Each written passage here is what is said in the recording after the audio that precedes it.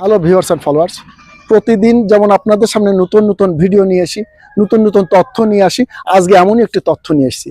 বর্তমান যুগে দেখতে পাচ্ছেন, বিশেষ করে করোনার পরে মানুষের চর্মরোগ এমনভাবে বেড়ে গেছে আর অ্যালার্জি বেড়ে গেছে যা কল্পনার বাইরে। প্রতিটি মানুষ কোনো না কোনো সময় এর আক্রান্ত হচ্ছে এবং নতুন নতুনভাবে সে ক্ষতিগ্রস্ত হচ্ছে। তো আমি আজকে আপনাদের সামনে এই অ্যালার্জির একটি সমাধান নিয়ে এসেছি। কি সমাধান? দেখুন তো, এই গাছটি চেনেন কিনা? এর বাংলায় বলছি পেয়ারা গাছ। এটাকে আমরা নাম দিয়েছি বাংলার আপেল।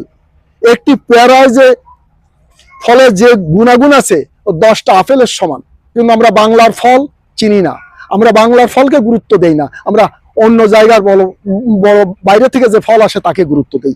দেখুন তো, এই গাছটি চেনেন কিনা?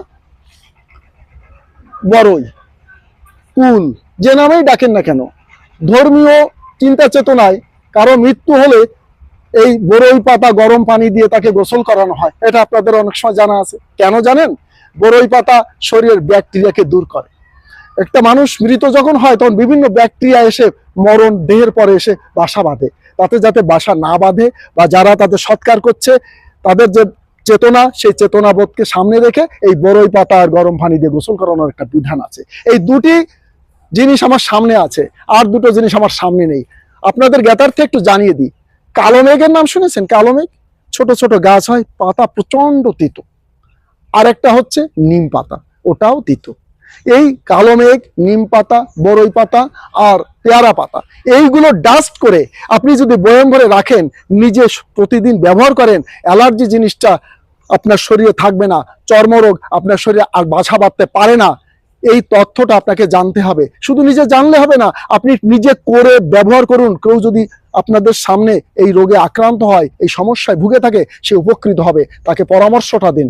কারণ আপনি শুধু পরামর্শ দিলেন, অপরকে আপনি তথ্যটা শেয়ার করে ছড়িয়ে দিন, তাতেও কিন্তু আপনি উপকার করলেন মানুষের লাগি মানুষের ভালোবাসা। তাই তো এই বাংলায় মোদের যাওয়া আসা। মানুষের পাশে দাঁড়াবো, তথ্য দিয়ে সহযোগিতা করব। অর্থ দিয়ে না পারি, বুদ্ধি দিয়ে না পারি, অন্তত তথ্য দিয়ে মানুষকে সহযোগিতা করে ভালো রাখি। তাতে আল্লাহ তাআলা আপনাদের ভালো রাখবেন, সুস্থ রাখবেন। তো আজকের ফলোয়ারদের বলছি, যারা দেখেছেন ভিডিওটি, অপরকে শেয়ার করে দিন এবং এই তথ্যটি বেশি বেশি করে মানুষের কাছে পৌঁছে দিন। আবারও দেখা হবে নতুন কোনো ভিডিও নিয়ে, নতুন কোনো তথ্য। এই তথ্যগুলো আমি বলছি একজন আয়ুর্বেদিক ডাক্তার হয়ে বলছি, যে এইগুলো আপনার বিফলে যাবে না, আপনার জীবনের কোনো না কোনো জায়গায় কাজে লাগবে। ভালো থাকবেন, সুস্থ থাকবেন।